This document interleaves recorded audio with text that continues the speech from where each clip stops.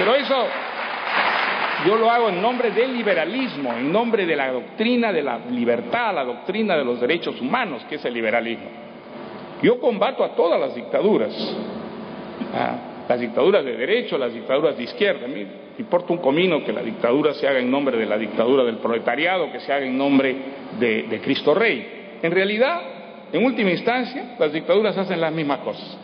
Acallan a los disidentes, no aceptan la crítica, recurren a la violencia, al calabozo, a la tortura, para impedir que las critiquen. Entonces, todas las dictaduras son catastróficas, traen violencia, traen pobreza para sus pueblos. Entonces yo no acepto, yo me indigno cuando veo que se asocia la palabra libertad, liberalismo a la dictadura. Es decir, la historia del liberalismo es la historia de una lucha permanente en defensa de la sociedad civil contra toda forma de totalitarismo o de autoritarismo. Es una manera de crear una sociedad de convivencia, de coexistencia, que es lo que más nos hace falta en América Latina. Nosotros hemos sufrido ya demasiado de intolerancia, de dogmas, de vetos, de censuras, de verdades absolutas, desde la colonia, desde los imperios prehispánicos. Ha habido esa idea de que existe una verdad absoluta, un Dios único, y quien no lo acepta y quien no lo cree así, pues se lo castiga, se lo mata, se lo desaparece, para que, como dice el Calígula de Albert Camus, ¿no?, en esa obra maravillosa contra el totalitarismo que es Calígula, para que desaparezcan los contradictores y las contradicciones en el mundo. Bueno, eso es lo que ha llenado la historia de América Latina de sangre, de víctimas, de horrores políticos y sociales. Tenemos que acabar con eso si queremos que América Latina algún día sea un continente verdaderamente de derechos humanos, de justicia independiente, de libertad, de progreso, donde hay igualdad de oportunidades, para que la gente pueda de alguna manera materializar sus anhelos mediante elecciones. Eso es lo que nos falta, eso es todavía, digamos, la doctrina no probada en la historia de América Latina. Yo creo que eso va a llegar. Mi impresión es que América Latina un poco a tientas está yendo en esa dirección. Cada vez tenemos menos dictaduras, y las dictaduras que tenemos cada vez se deshacen más en la corrupción, en la putrefacción, digamos, y la democracia va cobrando fuerza, va ganando consensos. Hoy día tenemos una izquierda democrática en muchos países, tenemos una derecha democrática en otros países. Las cosas que ocurren en Colombia, en Perú, en Chile, en Brasil, en Uruguay, hoy día en Salvador, son cosas muy estimulantes. Parece que por fin la racionalidad, la sensatez y sobre todo la tolerancia está echando raíces en América Latina. Creo que tenemos que trabajar en esa dirección para que desaparezca de una vez por todas la violencia social y la violencia política que tanta sangre ha hecho correr en América Latina, ¿no?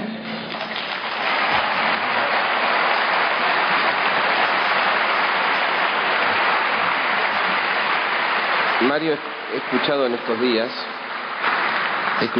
días a alguna gente que se molesta porque vos hablas de la Argentina.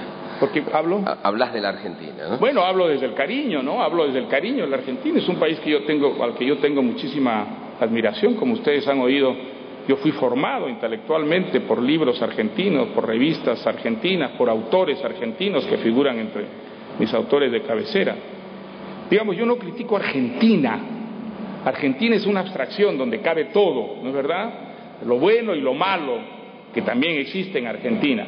No, yo he criticado ciertas políticas en Argentina que me parecen equivocadas, como he criticado las políticas de mi país o los de otros países, porque yo soy un hombre libre y creo que la libertad uno la puede ejercer criticando todo lo que le parezca mal, no solo en su país, sino en el mundo entero. Ahora, el caso de Argentina es un caso que yo tengo siempre presente porque a mí me conmueve mucho y en cierta forma me desgarra. Argentina era un país del primer mundo, cuando 3/4 partes de Europa eran el tercer mundo todavía. Argentina era un país enormemente próspero y era una democracia a principios del siglo XX. Digamos, no era una sociedad igualitaria, pero había democracia, había una democracia real, funcional. Argentina llegó a tener un sistema educativo que fue un modelo para el mundo, el más avanzado de su tiempo, que casi llega a acabar con el analfabetismo. Eso ya no se recuerda, pero esa es una realidad que maravillaba al resto del mundo a principios del siglo XX, o sea, en una época en que, bueno, media Europa era todavía analfabeta, ¿no? Entonces, ¿qué pasó?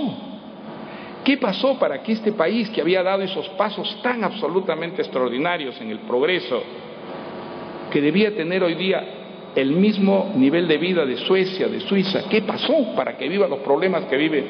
¿Por qué entró la pobreza en Argentina? ¿Qué ocurrió? ¿Por qué de pronto la violencia política cobra, digamos, esa fuerza? Si vienen dictaduras, si vienen represiones, viene terrorismo. ¿Qué es lo que pasó? Hubo evidentemente algunos errores garrafales en el campo fundamentalmente político para que ocurriera esto. Es algo que tenemos que preguntarnos todos los latinoamericanos. Argentina era el ejemplo que veíamos, el país que envidiábamos, el país donde los jóvenes sudamericanos sobre todo querían venir a estudiar y hacer sus carreras porque sus universidades eran modélicas. ¿Por qué está Argentina en este estado de crisis casi permanente? ¿Por qué hay esa crispación política tan fuerte? ¿Por qué ha habido tanta violencia? ¿Por qué ha habido tantos muertos, tantos torturados? Hubo errores políticos clarísimamente. El país desaprovechó unas oportunidades extraordinarias. Eso hay que decirlo, hay que criticarlo, hay que estudiarlo para no perseverar en el error.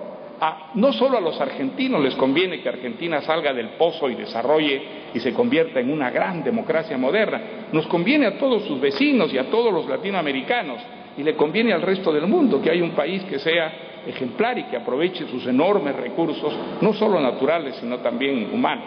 Eso es lo que yo no me canso de repetir. Algunos argentinos ven en esto hostilidad. No hay ninguna hostilidad, al contrario, eso es un acto de gran solidaridad con el pueblo argentino. Y desde luego yo voy a seguir criticando todo lo que me parezca mal, aunque a algunos los ofenda, porque creo que esa es la libertad. Y la libertad...